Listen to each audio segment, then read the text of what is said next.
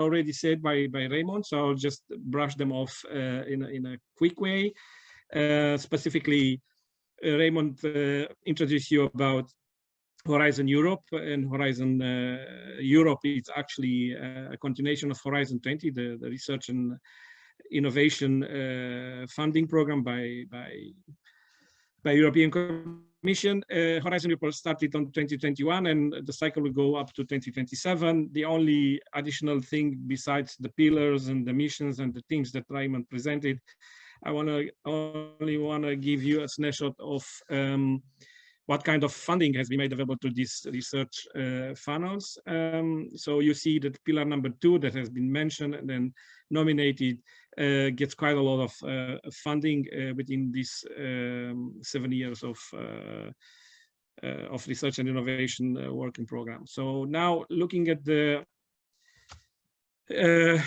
Horizon calls, how we can actually read these calls and how we can actually read the idea of such a call. So basically what you have on the screen now on the right, it's how a call would normally be listed in the work program.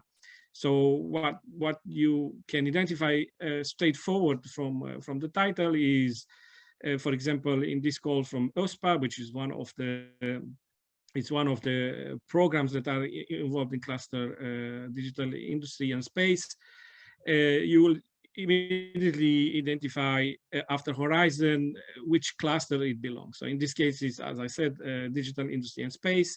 Then it follows the year of the work program, and then you will have actually the destination of this call. So in this case is destination number 5, which is specific to space.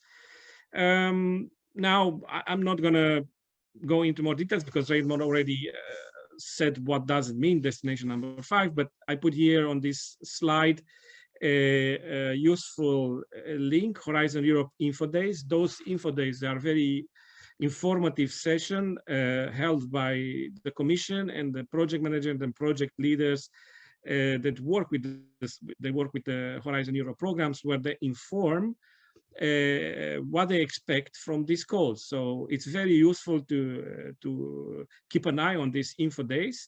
And then specifically the link that you have here, it is Horizon Europe Info Days, which details very much about what does it mean and then what are the ins and outs of applying for Horizon Europe project. For the previous, during the previous session, we had also, I put some links for specific calls, but due to the fact that the digital, the calls that we shortlisted for this session, very few of them, they are still open, or they will be open in a couple of days, in 2 days.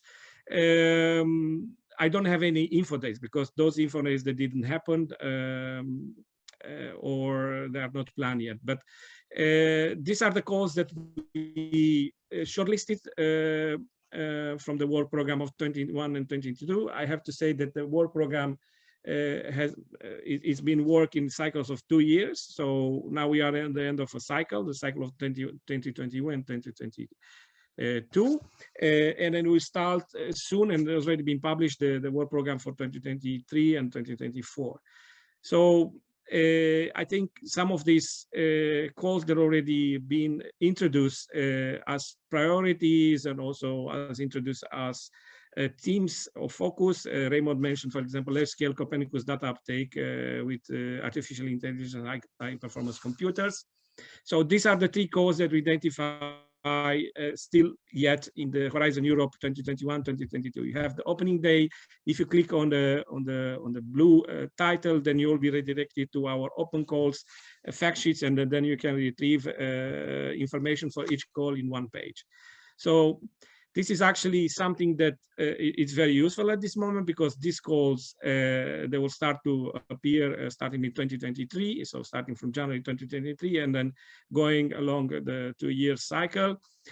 So these calls that are actually, you have to look very close into the work program, which is normally a document of 700 pages, for example, for this. But these calls are also coming from some other cluster. They can come from cluster number 3, from cluster number 4, so from other areas.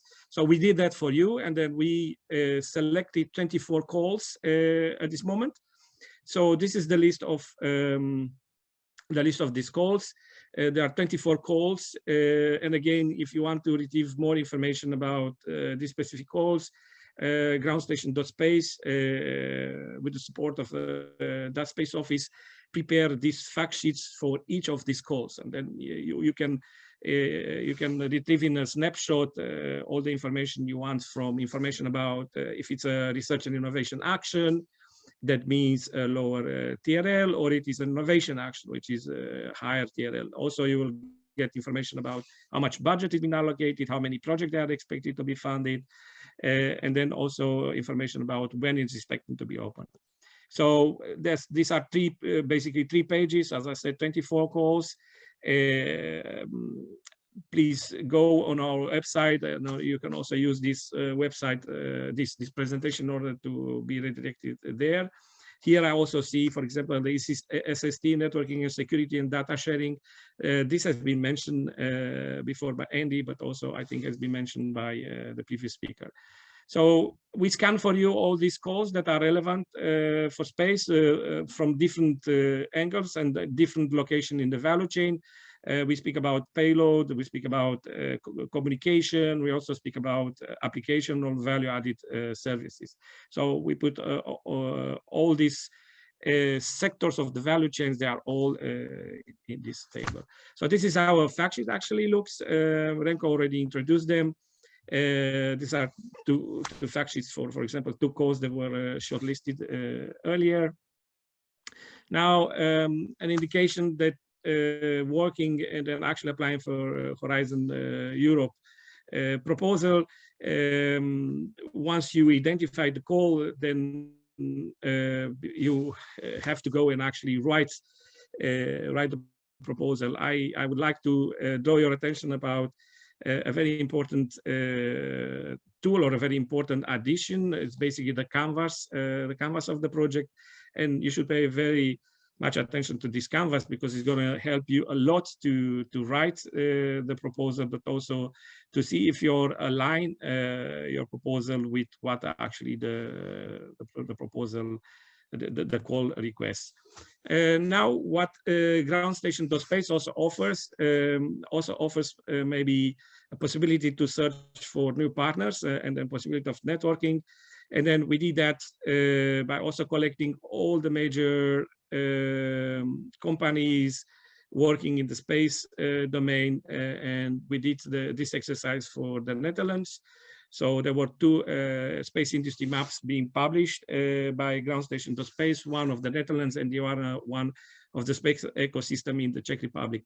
For those who don't know yet, why Czech Republic? Because Czech Republic became a very important pinpoint in the space sector, because the new agency, European Agency for Space program, is located in Prague at this moment. So these are also linkable images, so you can be redirected to this space industry maps, and there you can identify possible partners and companies within these 2 countries ecosystem. Now, further general information, as Raymond specified in the beginning, indeed the Dutch Enterprise Agency, RVO, they have the national contact points and their advisors, and they will help you into writing the proposal, not actually writing, but actually giving you very important advices, what you should write in there, but also they will review for you and tell you should move one side or the other in order to fit the requirements of the call. Though, of course, this is only valid for Dutch organization, because RVO works and represents the interests of Dutch organization, Dutch companies. Where you can start searching for the calls, I would say starting first with the ground station dotSpace open calls webpage, because there we already listed the space-related calls, but also you can do and can retrieve more information about what are actually all the annexes, all the requirements. You can do that by European Commission funding and tender opportunities system, which is called Single Electronic Data Exchange Area, and there in SEDIA you can find and then all the calls and tenders. And then, as I mentioned previously,